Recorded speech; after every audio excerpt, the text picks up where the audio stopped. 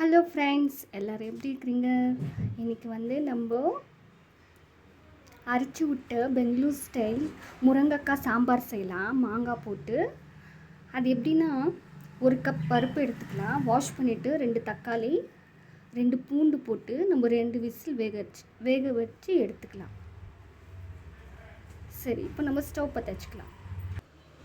இப்போ 2 whistle stove பற்ற வச்சுக்கலாம். 2 விசில் பருப்பு வேக வச்சுக்கலாம். 2 விசில் வட்டம். 3 முருங்கைக்காய், 1 உருளைக்கிழங்கு, 1 மாங்காய். இது நம்ம செடியில் பிச்சிருந்து இது 3 போட்டு நம்ம இப்போ சாம்பார் செய்ய போகிறோம்.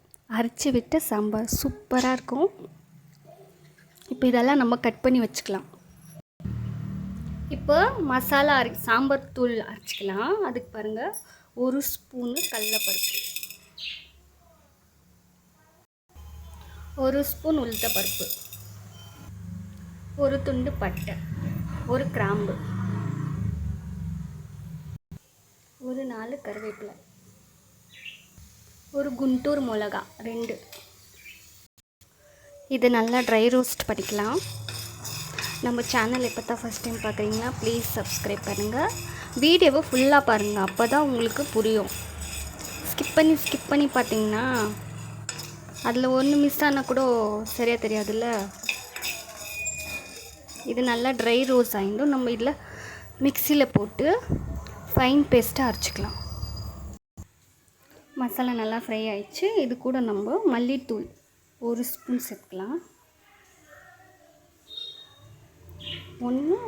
1 ஸ்பூன் போதும்.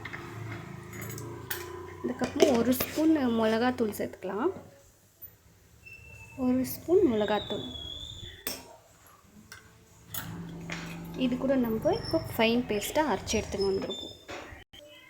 1/2 ஸ்பூன் மஞ்சள்தூள் சேர்த்துக்கலாம்.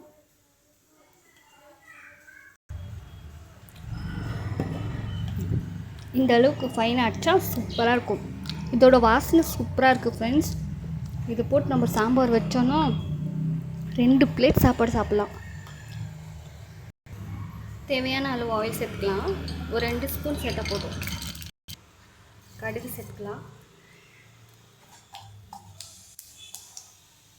கடுகு பொரிஞ்சு வெங்காயம்,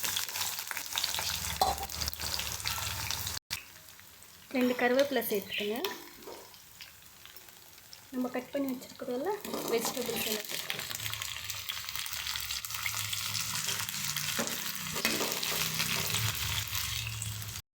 ஃப்ரெண்ட்ஸ், நம்ம அரைச்சி வச்ச மசாலாவை சேர்த்துக்கலாம்.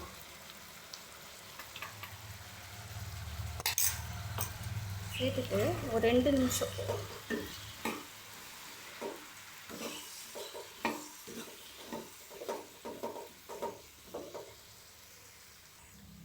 இப்போ ஒரு நெல்லிக்காய் சைஸ் அளவுக்கு புளி எடுத்து கரைச்சி வச்சுக்கிறோம். அதுவும் சேர்த்துக்கலாம். சேர்த்துன்னு கொஞ்சம் இந்த மசாலாவோட அந்த புளி தண்ணி மிக்ஸ் ஆகட்டும். அதுக்கப்புறமா நம்ம பருப்பு சேர்த்துக்கலாம். பருப்பு வேக வச்சு வச்சுருக்கிறோம்ல, நம்ம அது கூட இதை மிக்ஸ் பண்ணிக்கலாம்.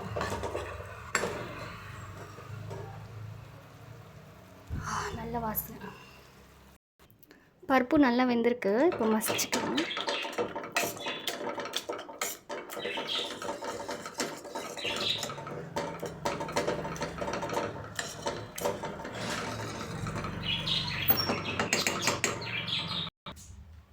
நம்ம இந்த முருங்கை காய்கறியெல்லாம் இதில் சேர்த்துக்கலாம்.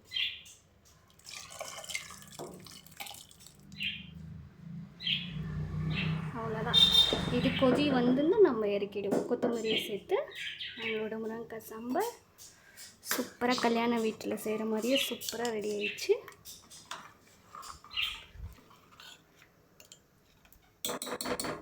இது கொதி வரட்டும். அவ்வளோதான் ஃப்ரெண்ட்ஸ், நம்மளோட கல்யாண வீட்டு சாம்பார் சூப்பராக ரெடி ஆகிடுச்சு. பாருங்கள், ஸ்மெல் சூப்பராக இருக்குது. தேங்க்ஸ் ஃபார் வாட்சிங். Keep supporting friends. தேங்க்யூ.